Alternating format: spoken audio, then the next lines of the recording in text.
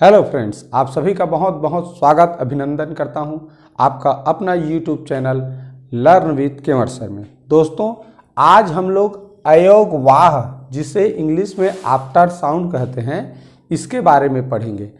हमने जब शुरू में स्वरों के बारे में बात किया था तब वहां मैंने बताया था कि कुल 11 स्वर होते हैं, कहाँ से लेकर अ से लेकर औ तक, और इसके बाद अंग और अह के रूप में दो स्वरों को मैंने ये बोला था कि ये ना तो स्वर हैं न ही व्यंजन है। इनको स्वरों की श्रेणी में इसलिए लिखा जाता है क्योंकि इनको लिखने के लिए हम अ वर्ण का प्रयोग करते हैं। ठीक है, तो इन्हीं दोनों को कहा जाता है अयोग वाह, इंग्लिश में आफ्टर साउंड। देखे होंगे आप, जब इसका इंग्लिश में लिखते हैं इंग्लिश रूप, तो इसका क्या लिखते हैं ए एन, इसका लिखते हैं ए एच। अब देखिए, ये स्वर वर्ण के बाद व्यंजन वर्ण है। एन क्या है? व्यंजन वर्ण है। ए स्वर है, एच क्या है? व्यंजन है। ये मतलब, कहने का मतलब यह है कि ये ना तो स्वर ही है ना ही व्यंजन है, दोनों का योग है। दोनों का क्या है? योग है। इसीलिए इन दोनों को ना तो स्वर माना जाता है ना ही व्यंजन माना जाता है। बस लिखने के दृष्टिकोण से इसमें अ वर्ण का प्रयोग होता है, इसलिए उसको स्वरों की श्रेणी में लिखते हैं, साथ में स्वर नहीं है। ठीक, हमारे पास कुल 11 ही स्वर हैं, अ से लेकर औ तक। चलिए देखते हैं आफ्टर साउंड। अभी मैंने बताया आफ्टर साउंड माने क्या होता है। आ साउंड माने ध्वनि, आफ्टर माने बाद में, ध्वनि के बाद में, यानी कि जिनका उच्चारण स्वर ध्वनि के बाद ही हो। किसके बाद हो? स्वर ध्वनि के बाद ही आए। देखो, स्वर ध्वनि के बाद, तो उसको बोलते हैं आफ्टर साउंड। चलिए देखिए, अयोग वाह, इस शब्द का अर्थ क्या है? आफ्टर साउंड का तो मैंने बता दिया। ये अयोग वाह जो हिंदी में शब्द है, ये शब्द क्यों बना, इनके लिए ये शब्द क्यों उपयोग किया जाता है, ये देखते हैं। देखो, तो इसका परिभाषा है ऐसी ध्वनि या वर्ण जो बिना किसी वर्ण के योग के, यानी बिना किसी वर्ण के साथ जुड़े किसी अर्थ का वहन करते हैं। यानी कि हम इस अकेले, इन दोनों वर्णों को अकेले भी यूज करेंगे, प्रयोग करेंगे अपने वाक्यों में, या अकेला, ठीक है, बिना किसी वर्ण के साथ जुड़े, तो भी ये अपना एक अर्थ वहन करने की या अर्थ रखने की क्षमता ये दोनों रखते हैं। इसीलिए कहा जाता है इनको अयोग वाह। ये हमारे हिंदी जो ज्ञाता हैं उनके द्वारा दिया गया परिभाषा है। ठीक, अब देखिए इसके अंतर्गत कौन कौन सा आता है। अंग, और ये चंद्र बिंदु वाला अंग, और ये अह। अब ये तीनों को अलग अलग 3 वर्गों में बांटा गया है। कौन कौन सा है? देखिए, पहला है हमारा अनुस्वार। जैसे कि नाम से ही पता चल रहा है, अनुस्वार का मतलब होता है, अनु यानी होता है बाद में या पीछे, स्वार का अर्थ होता है स्वर।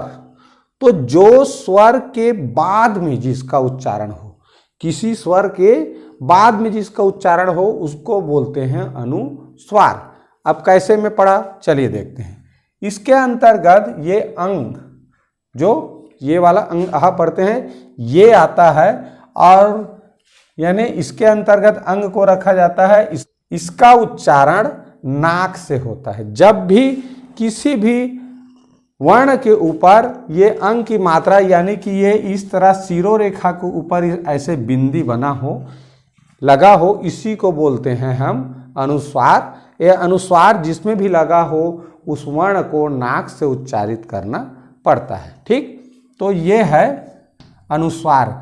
अब देखिए, स्पर्श व्यंजन के पंचम वर्णों को हम स्पर्श व्यंजन कहाँ से कहाँ तक कहते हैं? क से लेकर, क वर्ग से लेकर प वर्ग तक कुल 25 जो व्यंजन हैं वो स्पर्श व्यंजन कहलाते हैं। तो सभी व्यंजन के अंत में ये देखो, ये आते हैं क वर्ग के अंत में, अंगा आता है च के अंत में, या ट वर्ग के अंत में अणा, त वर्ग के अंत में न, प वर्ग के अंत में म। तो ये जो पंचम वर्ण है, यानी 5वें नंबर पर जो आने वाला वर्ण है, उनको हम अनुस्वार के रूप में लिख सकते हैं या लिखा जाता है, ये कह सकते हैं। ठीक है, जैसे देखो, मान लो ये गंगा, इस तरह भी लिखा जाता है, देखे होंगे कहीं कहीं। तो ये गंगा लिखा है, अंगा आधा है, ये ग पूरा है। ठीक है, देखने से लग रहा है ये आधा है, लेकिन ये आधा रहता है, नीचे वाला पूरा रहता है, ऊपर वाला आधा रहता है। इसको हम ये अंगा को इस तरह अनुस्वार यानी बिंदी के रूप में ऊपर लिख सकते हैं। तो इसको भी गंगा पढ़ेंगे, ये भी गंगा लिखा है। यहाँ देखें प आधा इया च म, ये पंचम लिखा है, हम इस आधा इया को अनुस्वार के रूप में लिख सकते हैं। ठीक है, तो ये भी पंचम में पढ़ते हैं इसको। ये देखो डंडा, तो डंडा में आधा अणा को भी अनुस्वार के रूप में लिख सकते हैं। ठीक, अब एक चीज ध्यान दें, ये जो पंचम अक्षर है अंगा या और ये अणा, ठीक है, यहाँ आगे और पढ़ेंगे न म, तो इनको हमेशा उसके आगे वाले, ठीक है, यहाँ देखें ये अंगा ग के साथ जुड़ा है, लेकिन इसको आगे वाले के साथ अनुस्वार के रूप में, अनुस्वार बिंदी के रूप में लिखा जाता है। यहाँ देखो यहाँ को इस यहाँ के पहले क्या है, प है, तो प के ऊपर ये अनुस्वार बिंदी के रूप में लिखते हैं। ठीक, इसका महत्वपूर्ण उच्चारण का तरीका भी जान ले। मान लीजिए ऐसा लिखा है, ठीक है, इस तरह लिखा है, ये सब चीज नहीं लिखा है, ये कोष्टक वाले को ध्यान दो। तो यहाँ हमको ये अनुस्वार बिंदी को क्या पढ़ना है, या पढ़ना है कि अणा पढ़ना है, कि अंगा आधा पढ़ना है, कि आधा न पढ़ना है, कि आधा माँ पढ़ना है, इसका एक नियम है। नियम क्या है, हमको ये जिसके ऊपर अनुस्वार बिंदी लगा है उसके बाद वाले को देखना है। तो इसके ऊपर लगा है, इसके बाद वाला कौन सा अक्षर है, ग, और क ख ग घ अंगा, यानी ग जिस वर्ग में आता है उसका पंचम अक्षर क्या है, क ख ग घ अंगा, अंगा पंचम अक्षर है। इसका मतलब ये जो बिंदी है इसको हमेशा अंगा ही पढ़ेंगे, आधा आधा अंगा। ठीक, उसी तरह देखें यहाँ च को देखें, तो च छ ज झ या पंचम अक्षर है। तो च के पहले यानी च के पहले आगे वाले वर्ण के साथ जो अनुस्वार बिंदी लगा है उसको हमेशा इसके आधार पे, जिसके ऊपर अनुस्वार बिंदी लगा है उसके बाद वाला वर्ण कौन सा है, ये निर्धारित करता है कि इसको कौन सा पंचम अक्षर माना जाए। तो ये दूसरे यानी जिसके ऊपर अनुस्वार बिंदी है उसके बाद कौन सा है, च है, तो च का पंचम अक्षर क्या होता है, या। इसका मतलब ये इसको या ही पढ़ना है। यहाँ देखो डंडा, तो यहाँ ड का पंचम अक्षर ट ठ ड ढ अणा, तो इसको अणा पढ़ना है। ठीक है, इस तरह लिखा जाता है, इसको सुविधा दृष्टि से अनुस्वार में बदल दिया जाता है। ये लिखने में थोड़ा कठिनाई होता है, ठीक है। तो हिंदी में सुविधा के दृष्टिकोण से उसको अनुस्वार बिंदी के रूप में जो पंचम अक्षर है उनको बदल कर लिखा जाता है। यहाँ भी देखिए तंतु, तो ता का पंचम अक्षर क्या होता है, ता था द ध न, तो ये न है। तो यहाँ बिंदी करेंगे तो यहाँ ऐसे नहीं लिखा है तो भी यहाँ हम ना ही उच्चारण करते हैं। यहाँ देखो कंपास, प का प फ ब भ म, तो इसीलिए यहाँ पर हम कम बोलते हैं, कन नहीं बोलते, न कान ही बोलते, तो ये कंपास बोलते हैं। ऐसा भी लिखा रहेगा तो भी, क्योंकि प का पंचम अक्षर म है, तो यहाँ आधा म पढ़ते हैं इसको, इस अनुस्वार बिंदी को। संबंध में देखो दो प्रकार का अनुस्वार आता है, संबंध, लेकिन ऐसा लिखा रहेगा तो भी हम संबंध ही पढ़ते हैं। कैसे, इस नियम से, ब का पंचम वर्ण क्या है, प फ ब भ म, म होता है तो इसको म पढ़ेंगे, इसके पहले वाले को देखना है ना। ध का पंचम वर्ण ना होता है, त थ द ध न, तो इसको ना पढ़ते हैं, तो संबंध इस तरह।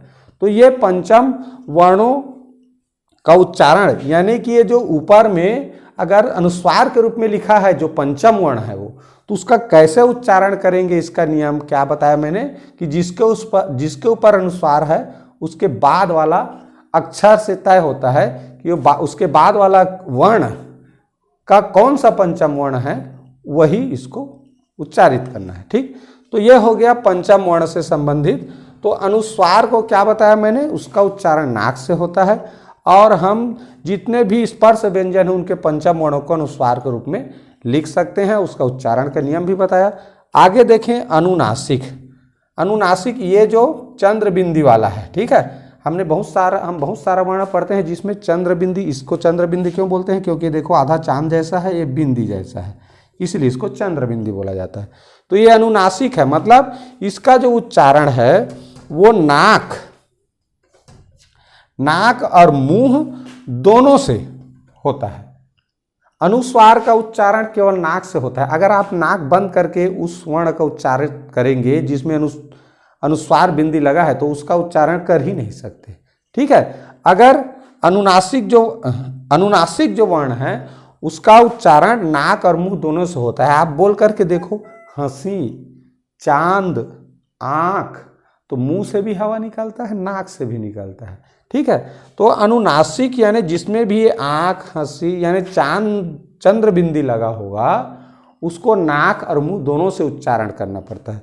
अब दोनों में थोड़ा सा अंतर क्या है समझें। देखिए, ये जो अनुस्वार होता है, ये पांच जो पंचम वर्ण हैं जिनका अनुस्वार के रूप में हम लोग प्रयोग करते हैं। ठीक है, तो यहाँ चंद्र बिंदी को आप ये पंचम वर्ण जो होता है उस रूप में नहीं बदल सकते। ये मुख्य अंतर है, समझ रहे हैं। यहाँ पर देखो द का पंचम वर्ण क्या है, त थ द ध न, तो यहाँ आप ना नहीं पढ़ सकते, चांद कह रहे हैं, चांद नहीं कह रहे हैं। ठीक है, तो चंद्र बिंदी को आप अ के रूप में ही प्रयोग करोगे, उसको पंचम वर्ण के रूप में, चाहे चंद्र बिंदी के बाद कोई भी स्पर्श व्यंजन हो उसका पंचम वर्ण कभी भी हम चंद्र बिंदी को उच्चारित नहीं कर सकते। यही अंतर है अनुस्वार वाला में और ये अनुनासिक वाला में। ठीक, तो ये चंद्र बिंदी और अनुस्वार बिंदी के उच्चारण में ये अंतर है, इस डिफरेंस को जानना। ठीक है, चलिए देखते हैं विसर्ग, जो अह बोलते हैं ना, अह, इसका उच्चारण क्या करते हैं, अह जैसा उच्चारण होता है। इसके चिन्ह को इस तरह लिखते हैं और इस चिन्ह को क्या बोला जाता है, विसर्ग चिन्ह बोला जाता है। इस वर्ण के बगल में, इसे हम किसी भी वर्ण के बगल में लगाते हैं या लगाया जाता है। अतः, जैसे अतः लिखे हैं तो देखो वर्ण के बगल में लिखे हैं दुख आदि, ऐसे बहुत सारे आप सब जानते हो। किसी भी वर्ण के बगल में यानी दायां साइड उसको इस तरह लगाया जाता है, इसे विसर्ग कहते हैं। तो इस तरह से अयोगवाह यानी आफ्टर साउंड के अंतर्गत ये तीन आते हैं, अनुस्वार, अनुनासिक और विसर्ग। और इसका किस तरह प्रयोग किया जाता है, इनका उच्चारण स्थान कौन कौन सा है, और किस तरह से ये जो स्पर्श व्यंजनों के पंचम वर्ण हैं उनका भी अनुस्वार के रूप में प्रयोग किस तरह होता है और कैसे उसका उच्चारण निर्धारित होता है, ये मैंने आप लोगों को इस वीडियो में विस्तार पूर्वक बताया। अब देखिए एक छोटा सा ज्ञान और इसमें बताता हूँ। जैसे कोई वर्ण लिखा है ये क, ठीक, या ख, तो इसका जो ऊपर में ये जो रेखा रहता है इसका एक नाम होता है, इसको बोलते हैं शिरो रेखा। क्या बोलते हैं, शिरो रेखा। और ये जो इस तरह खड़ी लाइन होता है, जैसे देखो छ में छोटा सा होता है और द में भी छोटा सा होता है और र में नहीं होता। ठीक है, केवल हिंदी वर्णमाला के र में ही ये नहीं रहता इस तरह, तो इसको बोलते हैं आधार रेखा। क्या बोलते हैं, आधार रेखा। ये आधार रेखा, इसमें का ये है, ये छोटा सा ये है, ये छ का यहाँ पर होता है और र में नहीं होता। बाकी सभी हिंदी के वर्णों में आधार रेखा होता है। और इसी आधार रेखा के नीचे ही छोटा ऊ का मात्रा, ऊपर से छोटा ई बड़ी का मात्रा, ठीक है, ए की मात्रा, ऐ की मात्रा लिखने के लिए इसी आधार रेखा का प्रयोग किया जाता है। ठीक, तो चलिए आज के इस जानकारी भरे वीडियो को यही समाप्त करते हैं और आगे के वीडियो में फिर आप लोगों से मिलेंगे। तो आज का यह वीडियो आप लोगों को कैसा लगा प्लीज़ कमेंट करके ज़रूर बताइए और वीडियो को एक लाइक ज़रूर कर दीजिए। मेरे चैनल में नए होंगे तो सब्सक्राइब जरूर कर लीजिए। ठीक है, तो पूरा वीडियो देखें, इसके लिए बहुत बहुत धन्यवाद।